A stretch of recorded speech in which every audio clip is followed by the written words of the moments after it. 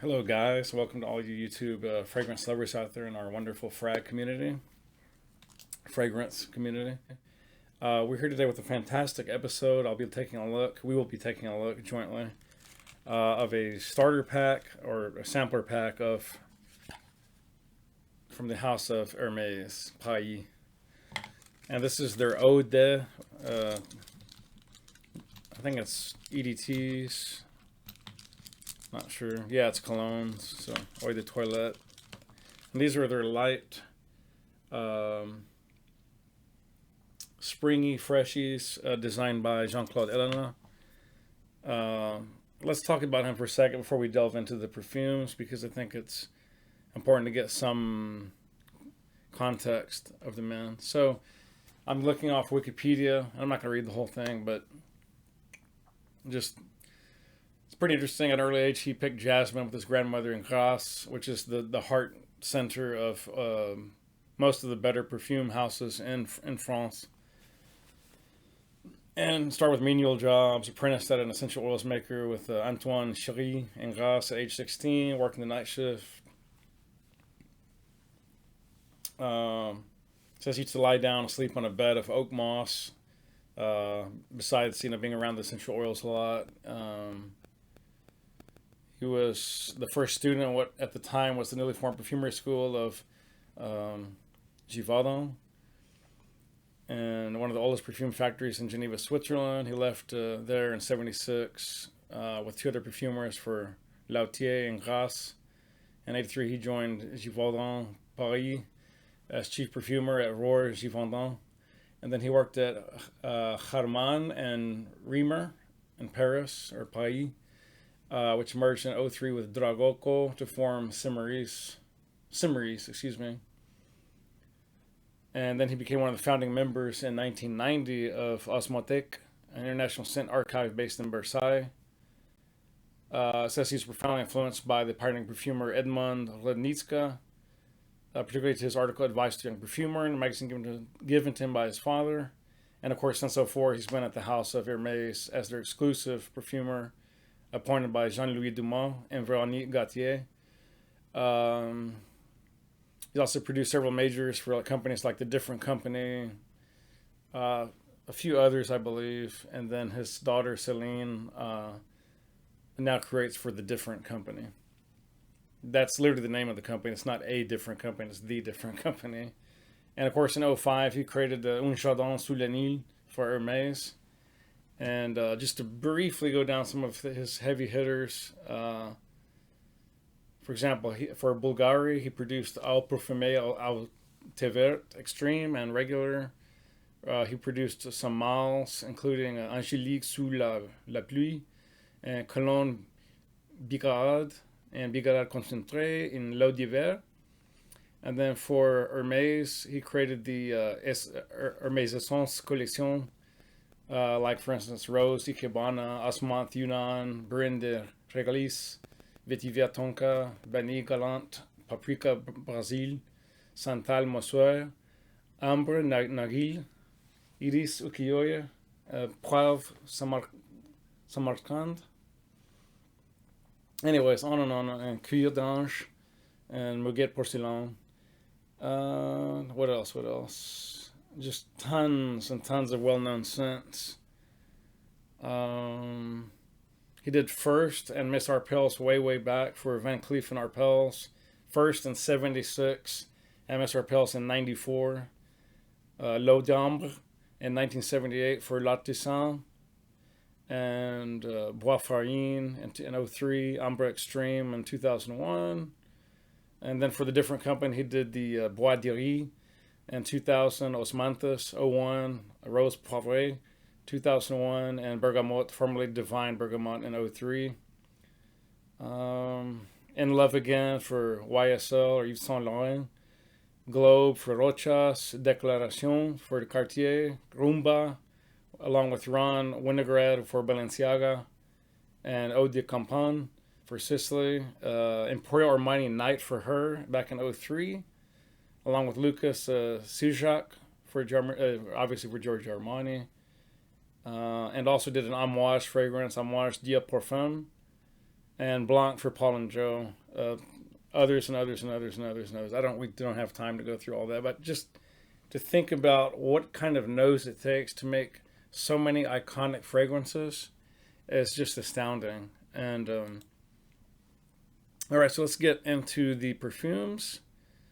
If we go to, I want to give the proper introduction to each one, so we're going to be here a minute. I apologize, it's going to be a little bit longer video than normal, and I already run a little bit longer than a lot of our other reviewers. I kind of apologize for that, but if you don't like it, don't tune in. No offense. Okay, so I'm going to start with Eau de Gentian Blanche, and that comes normally in a little green bottle, very cute, you know, with a little, almost a bowler cap. It doesn't look like this. I don't know. I'm just touching it because I have a hat. A little, you know, ebony black, sort of a bowler hat. Quite common in French perfumery. Not that common for most other nations, but I don't know, whatever. At any rate, let's... So, what are the notes? Yeah, here it is, Gentian Blanche. So, it's musky. It's got some balsamic. It has a decent rating online, depending on who you look at. Some people love it. Some people don't really care too much for it. This one is a mixture of like delicate lightness with a little bit of boldness thrown in. You know, basically all of the Hermes, I don't agree that they're all sophisticated, but they're all very pure and sort of clean and light and fresh, a little bit floral. These freshies, guys, because these are not dark, you know, amber-based fragrances, and the musk that is here is quite light. These are not going to last a long, long time. They're just not. I have quite a bit of experience using the O's. And they're wonderful scents. They're wonderful scents for spring and summer, even fall if you want to, you know, if you don't mind respraying. But they're not going to give you coverage really more than about 3 to 4 hours, quite honestly. I mean, to be quite honest, even after the first 30 to 45 minutes, these die down to mostly a skin scent. So if you're looking for a beast projection powerhouse, these are not going to fit that bill. But if you want something that's very elegant and you don't mind dying down to somewhere between a very close-up smell type fragrance to a very intimate sort of skin scent, these are phenomenal. About as good as it gets, honestly. And it's okay to layer these either together or with other fragrances. I wouldn't recommend you go overboard, but it's not unheard of. So at any rate, let's get into the smell. We're going to be here truly all day. I'm going to start with a tester. I'm not going to be spraying my skin, guys, at least not until at the end of the video, because I've got too many fragrances here to test. So, and I don't want to waste this juice. I have very little of it, so I think I'm going to try to keep it to one spray if possible. Oh, wow. Oh my God, that is so elegant. There's a little bit of spice going on. There's almost like a little hint of a juniper berry accord. There's definite sweetness. There's definitely some kind of floral going on. There's some kind of minty green going on. I'm not sure if I would classify it specifically as mint, but it's something that lends itself to the mint family. And there's a little sugary sweet something going on. Oh man, that is... Oh my God, that's delicious. Wow. Ooh. Man, that is spectacular. That is really, really spectacular. Wow. Oh my God, it's just...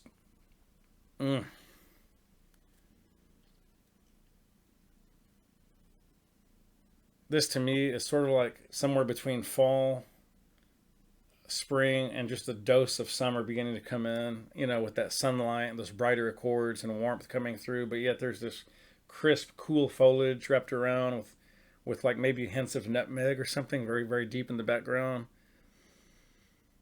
Oh, wow. Fantastic. Absolutely fantastic. Okay, let's move on to the next one, or we're going to be here all day. I'm going on to the Eau de Narcisse Bleu. And let me see if I can find this guy and talk a little bit about it. And of course, these are all unisex, if I didn't make that clear at the beginning, and I'm sure you probably already all know that. Okay, so this is this is mainly featuring the notes of daffodil and several precious woody notes. It's a green, woody, floral, aromatic, maybe a little herbaceous, and some kind of floral. I'm not sure what, but let's get down to it. Get my next spray strip. Oop, messed up on that one. A little stream came out. Okay.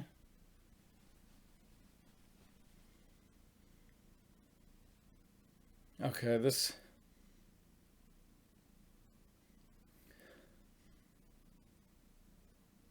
to me is a bit more feminine, guys. If you're scared to rock strongly feminine floral scents, I don't think I could safely recommend Narcisse Bleu. Uh, but it's very refined. There's a little bit of masculinity in it, but not a whole lot. I mean, it is unisex, but I think this one is leaning quite a bit towards the feminine side. Of course, it's going to wear differently, based on our pH as men than women, and I'm sure it's going to probably end up smelling probably really good on most guys, but it's really good. It's a little powdery. There's some kind of a little metallic note in there. Maybe a little vetiver. I'm not sure. I'm not sure what all the actual ingredients list consists of, but there's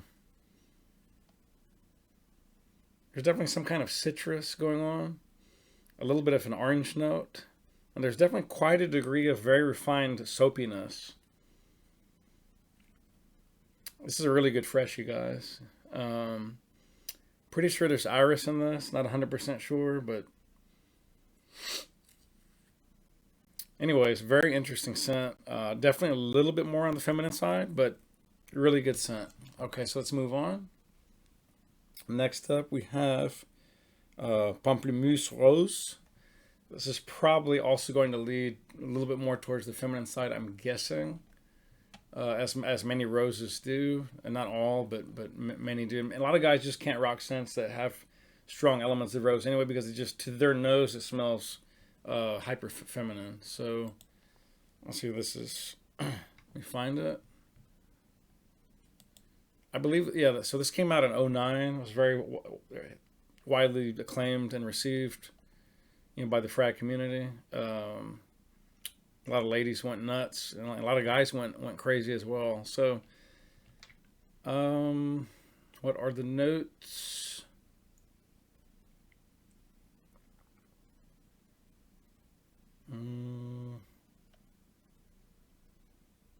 Okay, so it has a lot of grapefruit in it and rose. It's a fresh, spicy type. There's some aldehydes in here, I believe, and some a little bit of some kind of bitter element. I'm not sure. Something related to grapefruit, probably. Maybe some kind of herb. Let's get down to it. Again, these are all more or less citrus sweeties with a little bit of musk, a little bit of leather thrown in. Just the very, very background. Don't expect to smell those accords like hardly at all. It's just more of a backdrop. These are mainly citrus, sweet, floral freshies for the most part. Okay, that one took a while to get some good coverage coming out. I hate wasting that much when I have so little to go around, but ooh, wow. Oh man, I think I'm getting some kind of lime. A very smooth, high dollar lime. A hint of rose. It's very subdued to at least to my sensibility. It's there, but it's very, very soft. It's not at all the rose that I was expecting. I was expecting just this boom, this wallop of rose, like rose. Oh wow. There's some kind of little ginger tinge. Maybe just the littlest hint of pepper. Dude, guys, this is mega. This is mega awesome. This is Eau de Pamplemousse Rose. I'm, it's staggering. It's staggering how good this is. This is nuanced, fresh, herbaceous, very floral, very citrusy. But again, it's all sort of enveloped in this very light, subtle, almost like a white rose. I don't think that's red, but if it is, it's very, very subdued and soft. Oh, wow. This to me, guys, is the epitome of an all-time great freshie. This is, I don't see how it can get much better than this, honestly. This is go out, run out, get on eBay, get on Amazon, get on FragranceNet, get on Fragrance X, whoever you like, whoever you trust. If you're in the UK, get on Notino. We no longer have access to Notino. You guys all know that. I hope we do eventually, but we don't. Or just go down to your local department store if they still have this. Phenomenal. I mean, literally, in a word, phenomenal, sublime, unbelievable. I'm blown away with that one. Okay, what's next? Let's see. Already did that guy.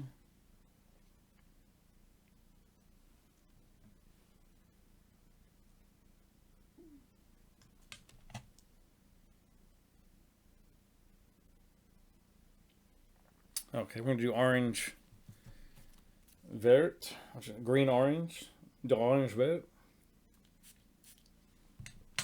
And these are all pretty much similar breakdowns to a point, so I'm just gonna smell this and tell you what I think. I don't want the video to go an hour. All right, immediately, it's a very zesty orange.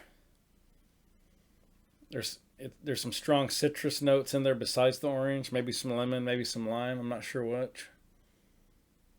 Maybe both. There's a bit of spiciness.